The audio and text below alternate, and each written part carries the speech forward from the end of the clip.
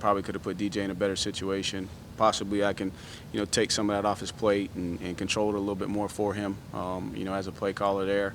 Those are the things that I can do better. Is just try to limit some of the decisions that he may have to make. Coach, you all have lost a ton of possession battle each game this season. Yep. NC State had the ball 23 minutes more than you all did. Mhm. What is the solution, or should I say solutions, being able to control the ball? Well, we got to get in sync and stop getting out of our own way. When we have a play call and it's blocked well, the running back's got to stay on track. When we have an RPO and they drop out and it's a three-man rush, then we need to pull the ball down and run. So we got to do the little things and just run our system, the way it's designed to be run. That'll allow us to stay efficient, right? Stay on the field, put together drives, and then now the time of possession, flips back. On that count, on some of the reads, Mm-hmm. the RPOs and zone reads, what you're saying is there are no restrictions on DJ. Well, there's some, but there's also other ones too.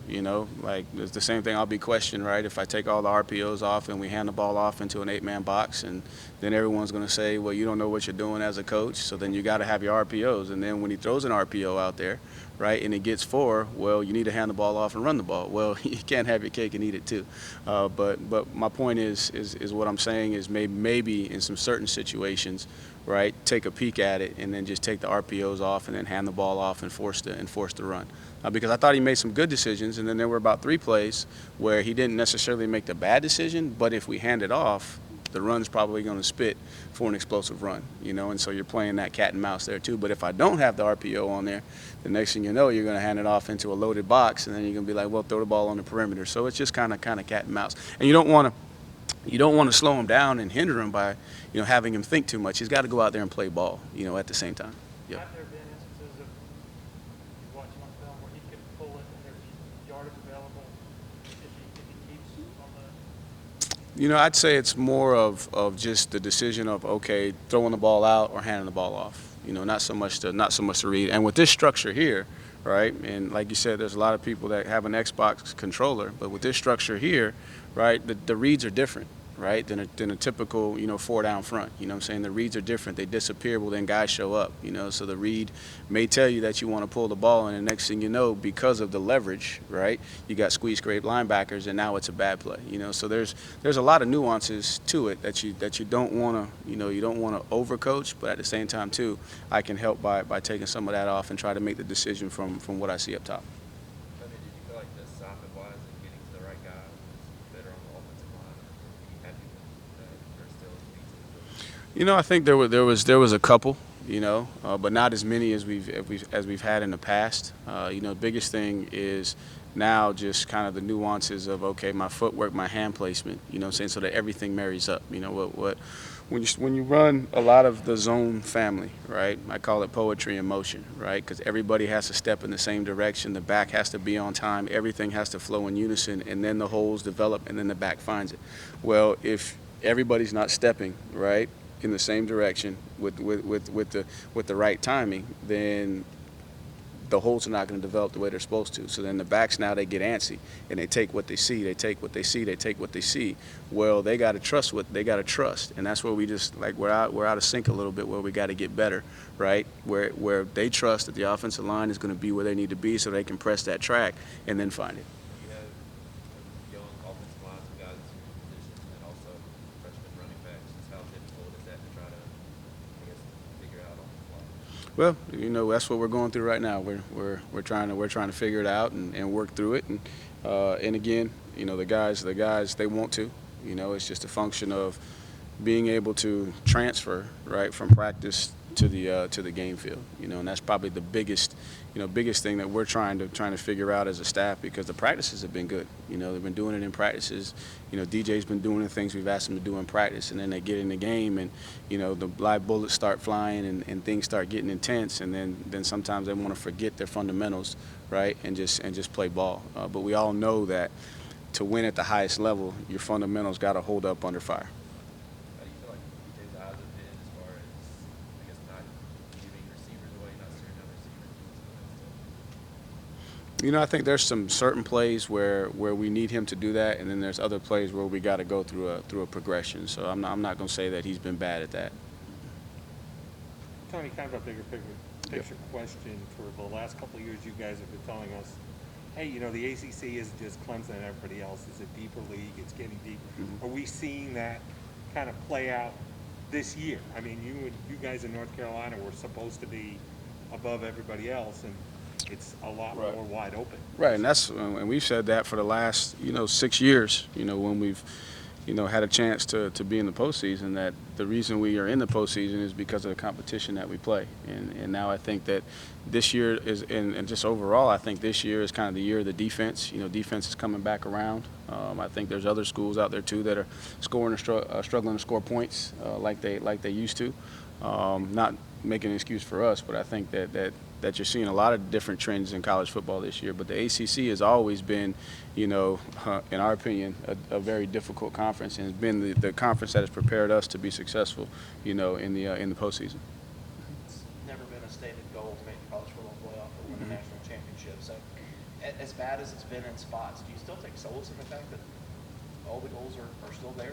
Oh yeah, all the goals are still on the table. Obviously, you need a little bit of help. What we tell our guys is, hey, stay in the driver's seat, control what you can control. Every ACC win, is almost +2.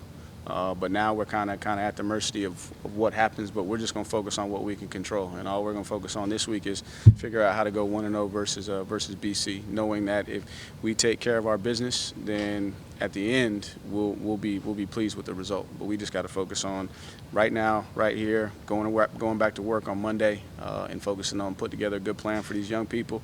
Make sure that they're in the right state of mind, that we go out and we have great practices, so we can be successful on Saturday.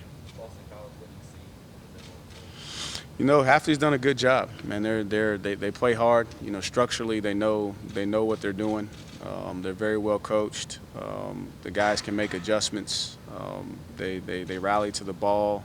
They got a couple of new pieces. I know they are returning. They're returning, I think, 7 of their 11 starters. But some of the guys, like one of their linebackers, played a lot last year. So he may not be listed as returning starter, but he's played a lot of football. But they're well coached. They play hard. They're fundamentally sound. They're going to be where they're supposed to be, and you got to go beat them. We'll take a couple from Zoom if anybody has any. Hey, Tony, David Hale with ESPN. I'm curious, as you've kind of evaluated all of this, you guys have been so good for so long that I'm sure you don't want to make some wholesale changes.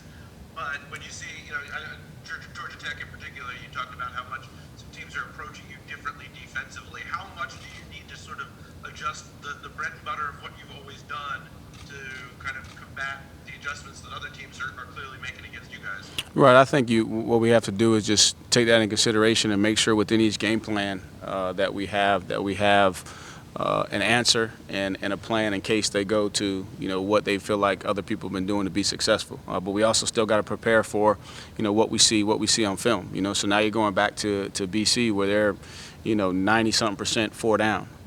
But we got to be prepared for when they do jump in their odd structure, and they may try to mix it in.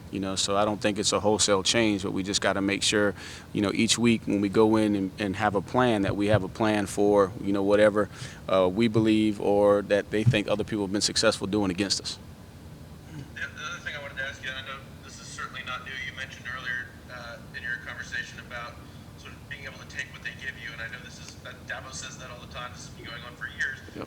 As talented as Clemson has typically been against other opponents, is there moments where you just have to say, like, what they're giving us isn't really working, we need to be good enough to take what we need and what we want, whether or not they're giving it to us or not?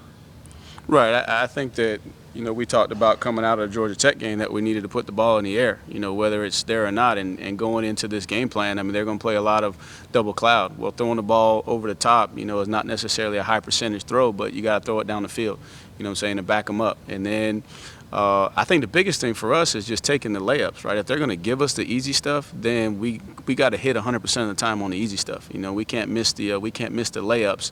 And in the past, that's where we've done a really good job. Is we would make the layups, and then that would turn into a fast break. So right now, we got to get back to making the layups, which are going to turn into some of those fast breaks and those home runs that you're talking about. And then we also got to make sure, in fairness to our kids, we got to put the ball in the air and see can they go make a play. That was sort of one of the things that NC State seemed to do really well in that game. Mezzi, I think, had, a ton of targets, and it was a lot of them were just the layups. Just the layups, yep. Until they finally paid off. Is that sort of the thing that you need to find a way of doing that more consistently? Well, I think that just allows us to get in sync, you know. And when I say layups, obviously you're referring to they had a good little RPO where they were just popping them with the hitch, and we have some of that in our game plan. But the layups for us too are just the 4-yard runs. You know, when we hand the ball off, man, let's go get 4. You know, let's go get 4. Let's everybody be on the same page, targeted the right way, backs on the right track, so we can get 4 yards. Because then now it's 2nd and 6. You know, now as a play caller, you're back being the aggressor, right? Because now you feel like you can kind of mix some things up as opposed to being behind the chains when you're 2nd and 8, 2nd and 10. Because the next thing you know, with an unsuccessful play, now you're in 3rd and long, which are very low percentage conversion rates. Anything from any other reporters on Zoom? All right, thank you, Coach. All right, appreciate it. Thanks, Tony. Appreciate it.